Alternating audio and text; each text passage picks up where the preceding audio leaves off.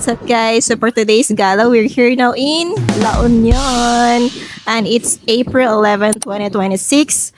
Time check, it's 5:30 p.m. Palubog na yung araw guys. Ayun sunset niya. And we're waiting for our reservation sa Capzat para makapag-dinner. So for today's activities lang ang gagawin namin is magpo-flotsam lang, mag-chill lang doon. And by tomorrow, tingnan natin kung anong gagawin natin bukas. 2 days kami dito. 3 days pala. 2 nights and 3 days. And guys, samahan niyo ako sa La Union. Tara! Okay, let's go.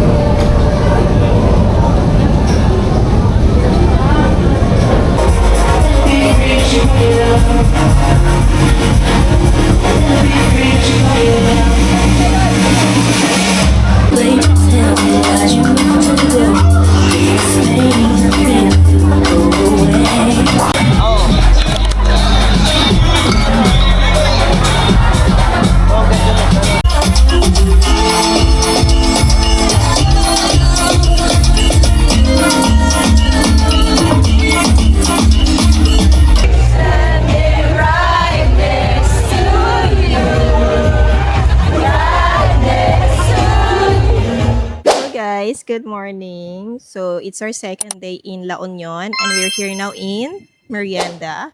Sobrang daming nga ng tao. Yan yung mga nakapila. Kasi mga waiting pa dito. Pero kahit naman marami yung tao, so far, hindi naman ganun katagal yung inantay namin. Mga 10 minutes lang. Antay na lang namin yung tawagin na name namin. Parang masarap naman yung pagkain nila based sa mga nakikita ko sa serving nila tsaka sa mga feedback ng mga tao. So tara guys, let's eat!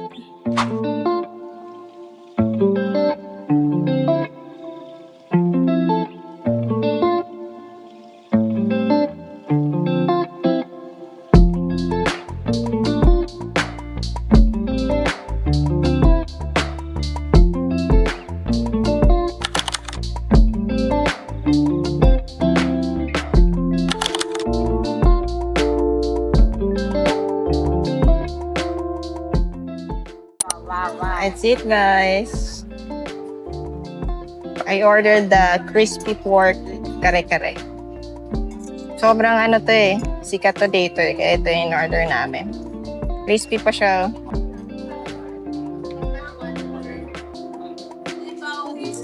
Sarap. Sarap din ang sauce.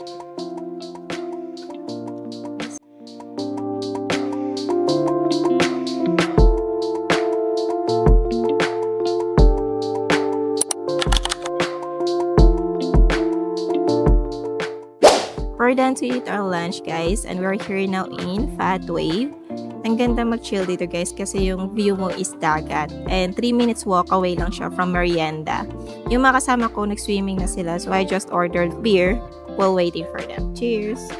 Kasi ang ganda ng ambience dito tsaka yung mga chair nila is may iba-ibang klase silang chair. Kung gusto mo kasi humiga may bed din sila tsaka may mga ganitong chair sila guys. Yan. Mga lazy style na chair. Tsaka may bar top din sila guys. Kaya pakita ko sa inyo yung buong ambience.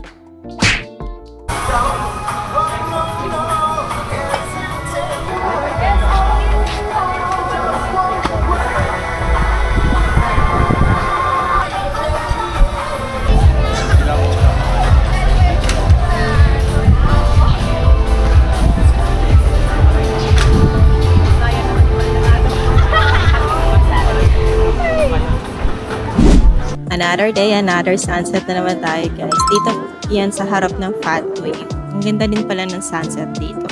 I'll show you guys.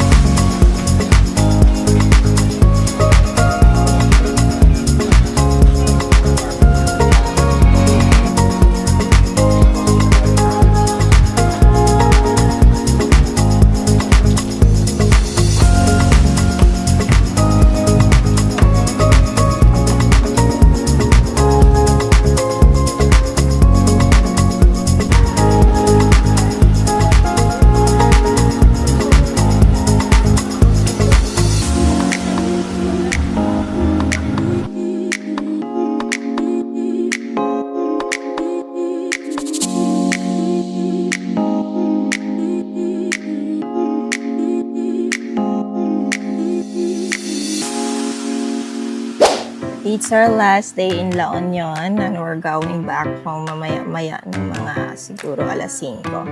Nandito kami ngayon sa El Union Coffee.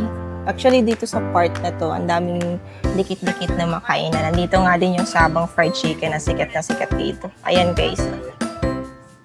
Ang laki, di ba? Laki ng chicken nila. For 300 plus. Worth it na din naman kasi malaki na. Ganun yung mga presyo nila doon yung mga 300 plus. Just ang dami din nag-order so baka nga masarap talaga. Alright guys, that's it. Unahin natin yung fries nila.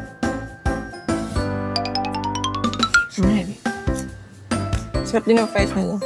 Unahin natin yung burger nila. Oh, laki. Para kung si ano na ito, giant one.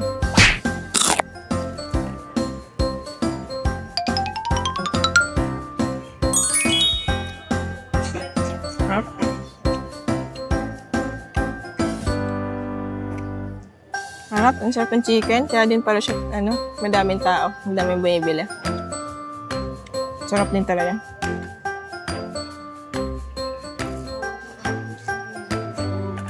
Yan umaako sa chicken, guys.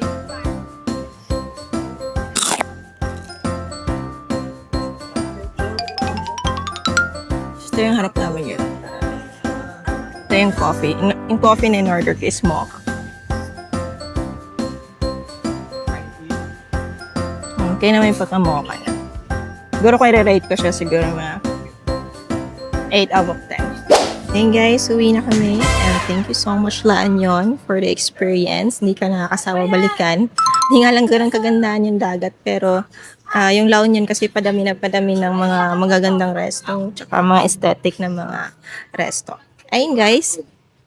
I hope you liked my video. And please don't forget to subscribe my channel and please click the notification bell below for more updates and please like and share. Adios!